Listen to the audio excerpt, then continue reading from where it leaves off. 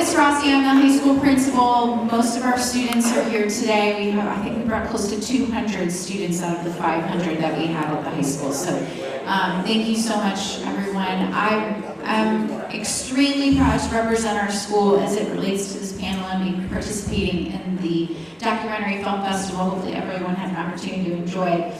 I am also really excited to be the moderator today and introduce some of the filmmakers, not from these particular films, but filmmakers of other films that are being featured, and give you an all opportunity to ask questions and to engage with our panelists today. So I'm going to start here, Laura, with you. Is that okay? And then I'm going to have each of the filmmakers introduce themselves, gives a little bit of a background, and then we'll go down the line. Okay, great. Hi, I'm Laura Paglin, and I'm the director of a documentary, a feature documentary called This is Pike County, which will be playing this evening at 5:45. So we're going to take facial recognition pictures of all of you and make sure that you're all there for the 5:45 screening, okay? I'm Thomas Lennon, I'm the producer of This is Pike County, and about 7 years ago, I had a short film that I showed at Chagrin. So this is my second time here. It's great to be here. Hi everyone, I'm Michelle Michael. I am the co-creator, co-producer, co-director, along with Brandon here, of a documentary that's going to screen today at 2 o'clock at the Federated Church called World Without Cows. And I'm Brandon Whitworth, the other half of World Without Cows. Our first time in Chagrin.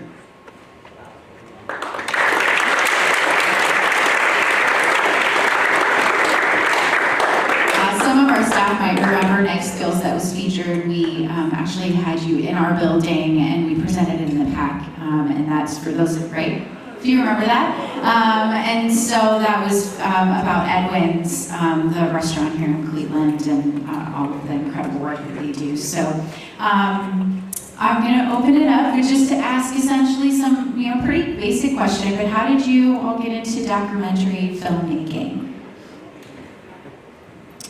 Well, I grew up in Portland, Oregon, in a kind of hippie-trippy neighborhood, and my friends in the neighborhood, most of them went to a free school where you didn't have to attend classes, or it was kind of optional, and I guess some of them learned, some instructors did come in and taught them how to do animation, and they shared that with me, and so we spent a whole year making a Lego animation called Lego Trek, all the characters. This was before, Lego promoted animation.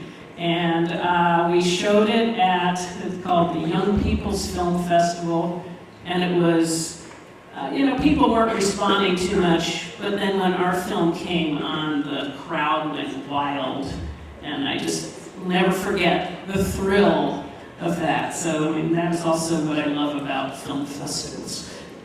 So remember in the first beautiful film about the two pianists, he said, I really love the piano, but I also really liked it when people applauded, So you just saw an illustration that ruined her life, it sent her into it. Am I allowed to ask a question here for a second? Okay, so just raise your hand if you've ever made an edited video that you put on social media, TikTok, whatever. Right. Okay, so we have a bunch of filmmakers here, so we're going to have to up our game and talk. So World Without Cows is my very first documentary, very first feature-length anything. I spent the better majority of my career as a journalist. So I spent about a decade working overseas for the military. So I've been in war zones, Iraq, Afghanistan, and for the past decade or so been working at an agricultural company in central Kentucky, and had the opportunity to create this documentary with Brandon. But it's our very first one, so we very much approached our documentary from a journalistic perspective, because that's what we know. And also I just want to say the theme of this film festival is everyone has a story, and that really resonated with me, because if you're familiar with Steve Hartman from CBS News, he has a segment called Everybody Has a Story, and it airs every Sunday morning, and I was really drawn to this festival because of that theme. So I spent 10 years working for CBS and NBC in Kentucky and Utah. I did not go to war zones. I covered mostly popes and presidents and prosperous and impoverished. But yeah, this is my first feature-length anything. You know, in journalism, you create, you know, small documentaries every single day, you know, for the 5, 5:30, 6, 10, 11 o'clock news. And the first time we had 3 years to work on something, it blew my mind.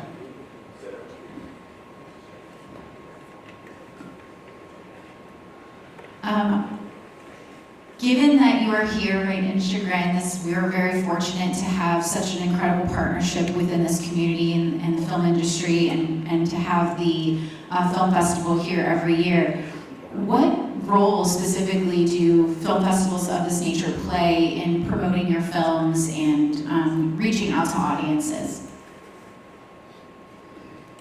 Well, as I mentioned, I mean, there's just nothing like having an audience, a live audience, respond to your film. I mean, yeah, it's fine to put it online and maybe get comments. It's kind of a different type of response, but to actually be in the crowd and feel them responding. And then on top of that, in the Q&A, sometimes an audience member will really identify with something in the film and tell you their own story. So there's just nothing like that.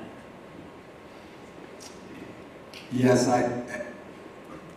this is, first of all, film festivals are very important in the ecology of a film, because you know, nobody, I presume, asked you to go make this film. You just decided to go make it, so nobody asked us.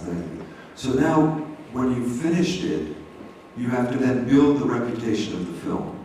And if you could say, oh, it showed at 12 film festivals and it won an award at 2, then that becomes part of your entree into trying to get it on a streamer or whatever. So it's absolutely part of the life of a film, and depending on the life of that film in the film festivals, that's going to shape a lot of what happens in the film later on. So I guess we're a little bit unique because we produced a documentary about cows. And it's very easy to put that documentary in front of agricultural audiences, because that's the world that they know. So we've had tons and tons of private screenings around the globe, really, and yeah, and they're all agricultural based. But we always thought maybe we would have failed if it only reached the agricultural audience. So for us, the importance of the film festival, and we're so delighted to be here, by the way, but the importance of it is really to get our message out to an audience outside of the world of agriculture. Those are all great answers. I don't know what else I have to add. In the spirit of moving on, we'll move on. It's interesting, I think Tom's being rather humble. He is an Oscar-winning director, right? So,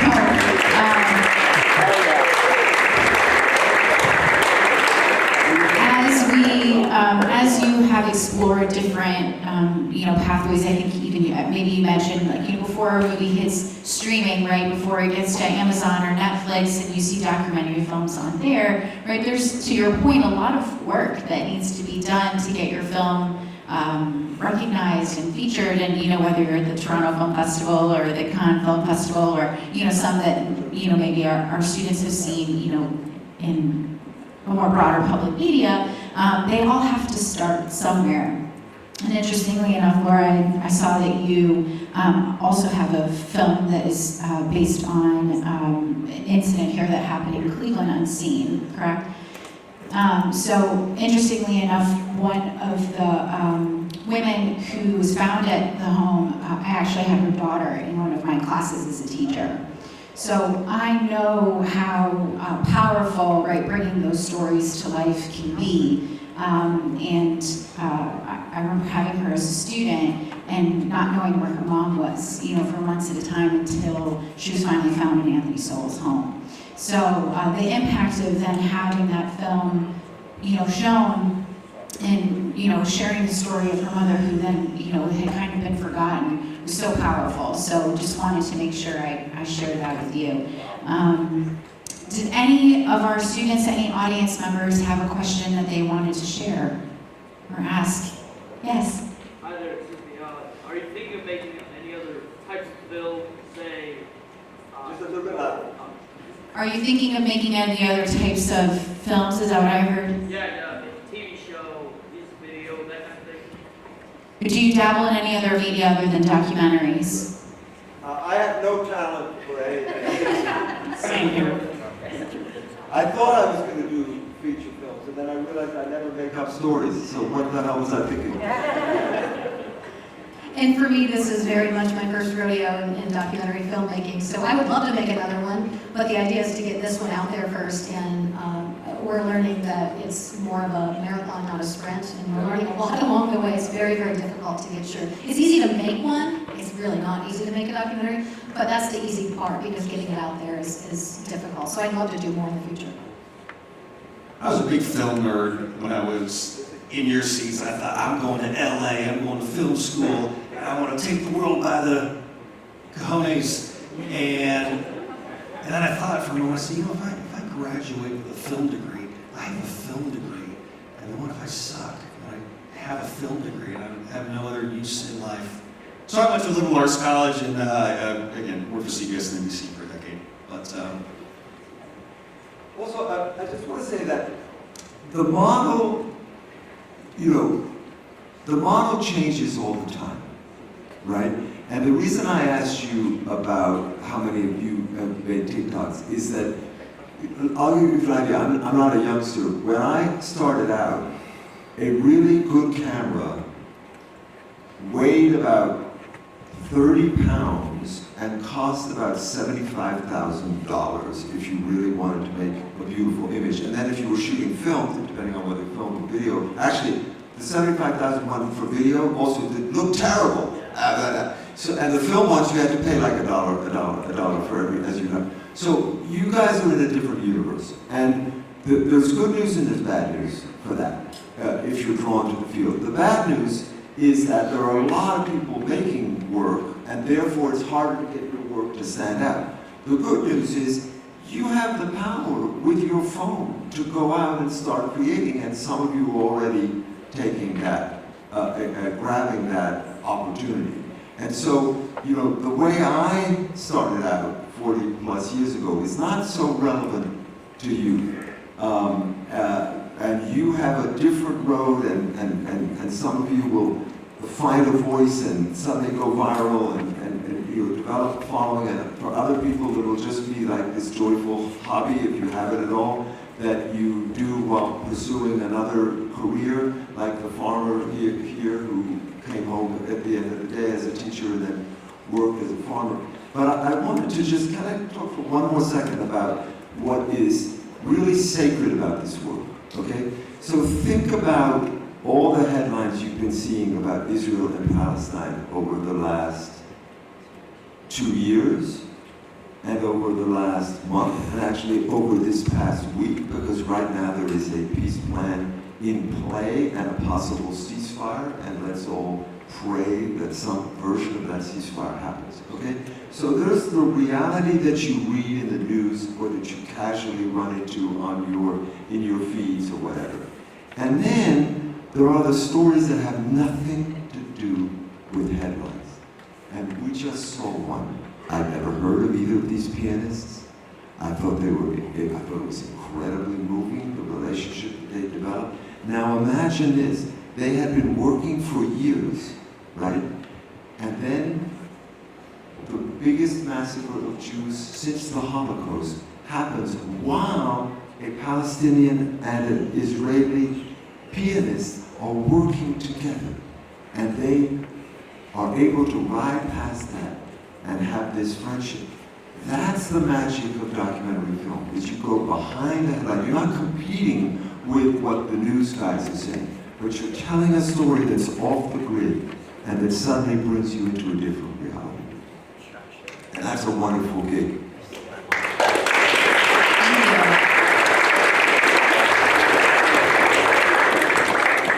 Are there any particular aspects of filmmaking that you prefer over another, right? Whether it's, the interviews with the people that you are meeting with, right? Making those real world connections and highlighting that. Is it the editing? Is it, the filmography, specifically? What about filmmaking in general? Do you have any particular favorite parts of it? Well, I just want to talk about how different they are.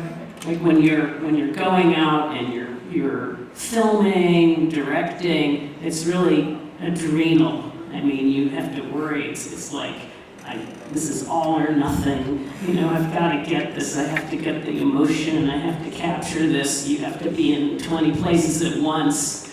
So that's sort of the adventure part of it. You know, seeing new places and people. But I like, as far as creatively, I just love the editing, because to me it's like you get to act like God. I mean, you get to tell the story and put I mean, you're creating order out of chaos, and you're finding the story and telling the story. So the editing is probably my favorite part. I love every phase of it, I really do. For me, it's, coming from the world of journalism, I sort of feel it's an opportunity to walk in somebody else's shoes. And working as a journalist, you have strict deadlines all the time. And I was always amazed in the world of journalism that you could walk into someone's house and get them to open up and tell you their entire life story when you're there for 35 minutes. And so, being part of this documentary, it's been wonderful that we've had the time to get to know the people, because people connect with people remember what they feel.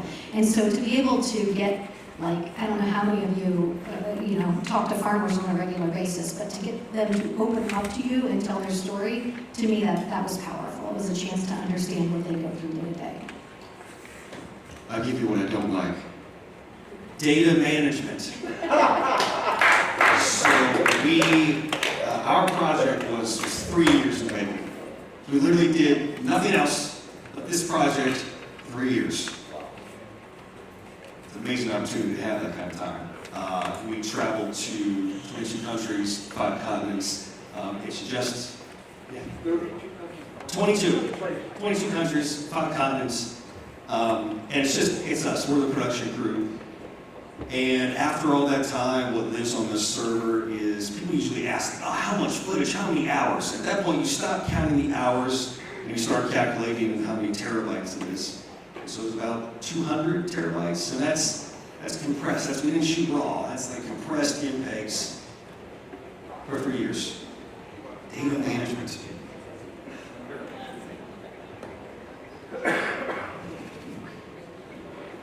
I don't think we have time. No, we're not. Okay. No more time for any questions. I do apologize. Let's please give all of our directors a big round of applause.